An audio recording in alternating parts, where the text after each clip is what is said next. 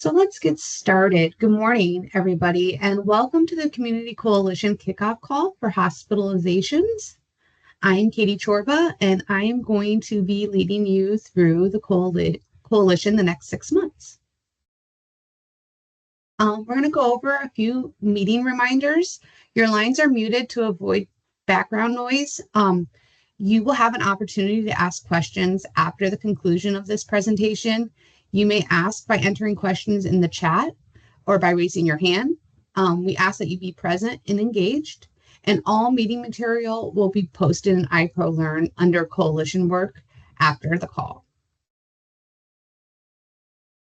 So the IPRO ESRD network service areas, we are overlooking 4 networks. So we look over network 1, the New England states, network 2, which is New York, network 6, which is Georgia, South Carolina, and North Carolina, and as well as network 9, which is Indiana, Kentucky, and Ohio. We service for almost 125,000 dialysis patients, 54 transplant centers.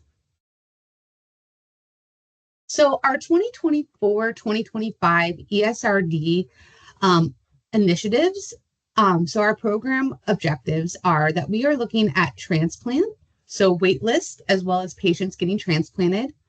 We look into home dialysis, those incident patients, as well as those patients that are transitioning into home. Hospitalization, so we're looking at inpatient hospitalizations as well as ER visits. Vaccinations, influenza, as well as pneumonia.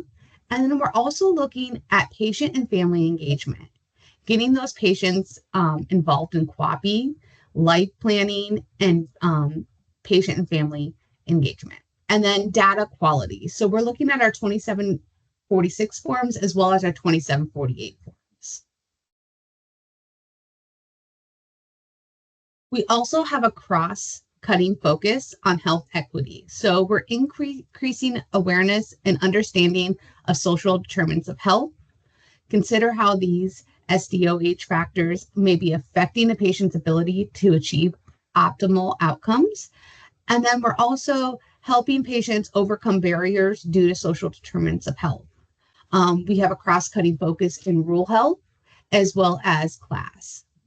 And the goal is to provide every person with an opportunity to obtain his or her full health potential, and no one is disadvantaged from achieving this potential because of a social position or other socially determined circumstances. So we're going to go into what does the community coalition work consist of? So today we're going to be discussing the effectiveness of the community coalition approach in addressing healthcare challenges. This approach involves identifying a root cause through the RCA and committing to completing the Plan, Do, Study, Act cycle. By conducting an RCA, you'll be able to pinpoint a specific barrier that hinders you guys from achieving the desired outcomes. The PDSA cycle allows us to create a specific plan, test it, and monitor its effectiveness to ensure it leads to success. Implementing this approach can help drive improvement in outcomes outlined by CMS for quality improvement. Additionally, it enables us to gain insight into our local and regional issues that affect our network outcomes.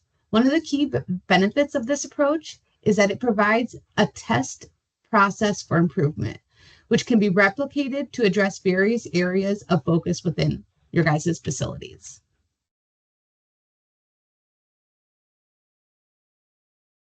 So we're going to take a look at what are the facilities' expectations during this coalition. So the expectation is for you guys to complete your RCA and the PDSA cycle check-ins, to collaborate with the network and schedule one-on-one meetings if needed, review monthly IPRO Learn interventions, share your progress and your best practices. We would like you to attend our best practice webinar series. We actually have one coming up tomorrow that would love to have you guys there to see, as well as at the end of this cycle, we will have another 2-part series. Dedicate the 6 months to improving your facility's performance and integrate your patients into this work. So the first step in problem solving is your RCA, your root cause analysis. So today we're going to explore the first step. The goal of the RCA is to identify the high-level problem and understand its underlying cause. One effective technique in the RCA is asking the 5 whys. This involves asking why multiple times to get to the root cause of the problem. It's important to note that sometimes it can take fewer than 5 whys, and sometimes it could take more to uncover the root cause. Once you've asked yourself the whys, you'll be led to a root cause of the problem. This root cause becomes the barrier that you're going to focus on overcoming and solving throughout the problem solving cycle.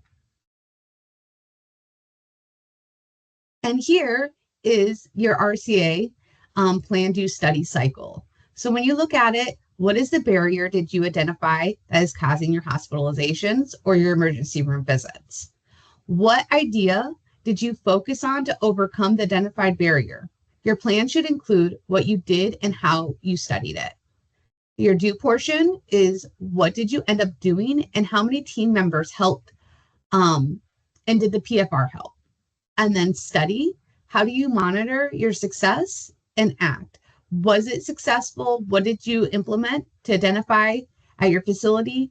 And did you have any unique findings? And then below, you will see a little example of how you would go about that.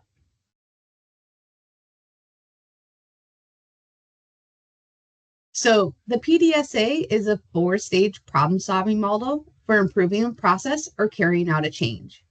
It utilizes internal and external customers to determine what change is needed to generate feedback on what is working and what is not working. And this kind of goes over the cycle. So the PDSA cycle consists of 4 key stages: your plan, do, study, and act. Plan is the stage where we identify the problem or the opportunity of improvement, set objectives, develop a plan to address these issues. When you're going into the do portion, you implement a plan on a small scale, often referred to as a pilot or a trial run. And when we walk into the study portion of it, we are evaluating the outcomes of the implementation by studying the results, collecting the data, and analyzing feedback. And last, during our act, we based our findings from the study phase. We make necessary adjustments, refining the plan and implementing changes on a larger scale. One of the strengths of the PDSA cycle is its ability to utilize feedback from both internal stakeholders and external stakeholders. So our next steps. So we are asking facilities to ensure that their RCAs are done by November 30th.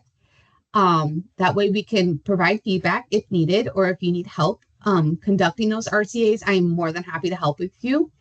And then the planning phase of this project begins December 1st in IPRO Learn. You will have an activity to report what your facilities chose to focus on improving and lay out your plan for that change. Staying on track, we will provide an outline to keep you guys on track as you guys go through this coalition and kind of what is need to be focused for the staff, and then how you are going to get your patient engaged throughout that. Some of our facilities are going to have an on-site visit. So the site visits will include a review of your data and your outcomes and areas of improvement. The network will provide assistance for quality improvement, resource and intervention planning to mitigate barriers, and then ongoing support through your PDSA cycle. Site visits are focused on providing help to the facilities in addressing barriers to the goals and to increase health equity focus. They are not audits. And these are the faces that you may see at your site. Michelle, she is our on-site technical assistance for Network 1 as well as Network 2. Joseph will be in Network 6, and Marie is in Network 9.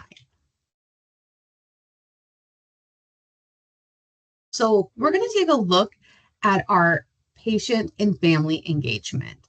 Oftentimes facilities don't understand how to get our patient and family engagement up, and we're going to go over some ways that that can be done.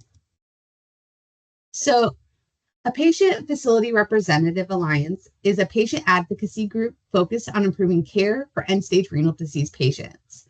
It provides a platform for patients, transplant recipients, and care partners to share experiences and develop strategies for active engagement in care.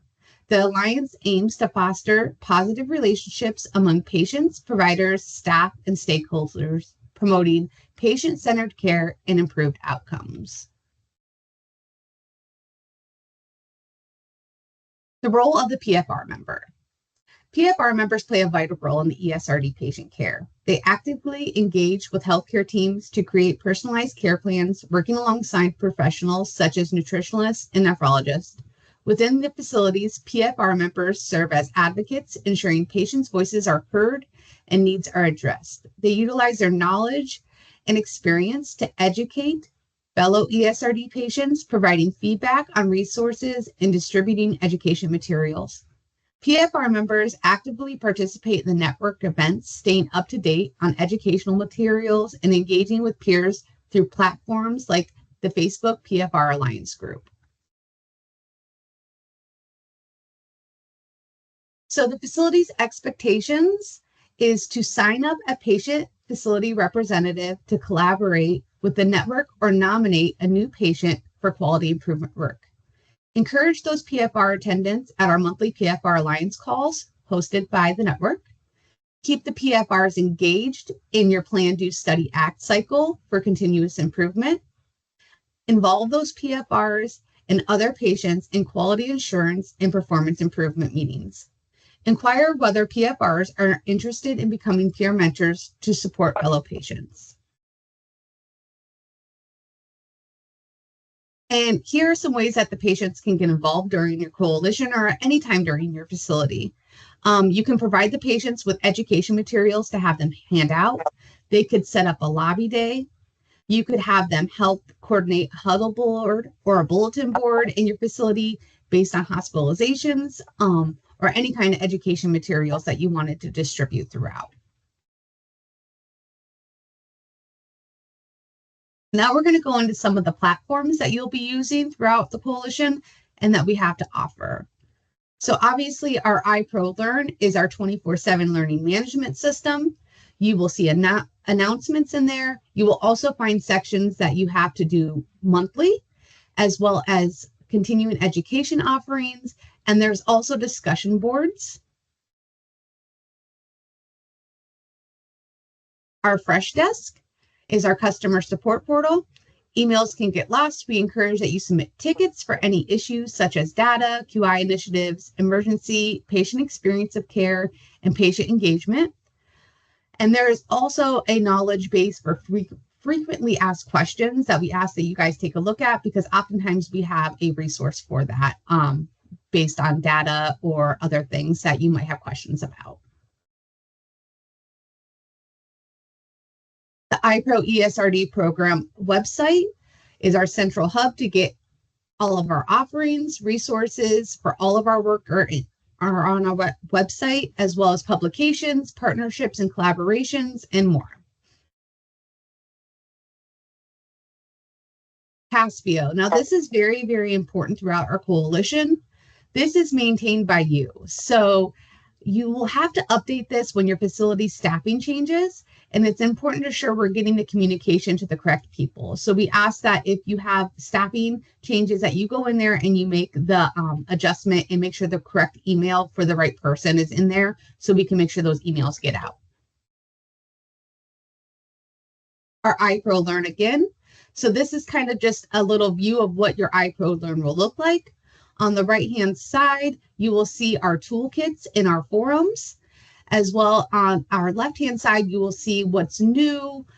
Coalition work will be in there. And then your center is all the work that will be done throughout the coalition, as well as our announcements.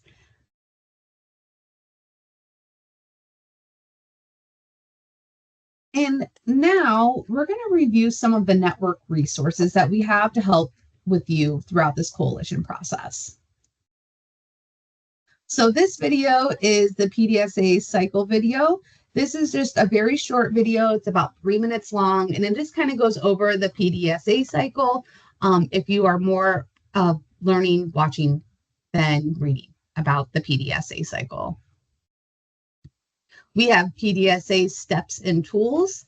This is a great resource to help you get started and kind of understand where you're going, as well as the PDSA worksheet. This will help get you your thoughts on paper. And we encourage all of our facilities to take a look at the ESRD NCC change packet to reduce hospitalizations.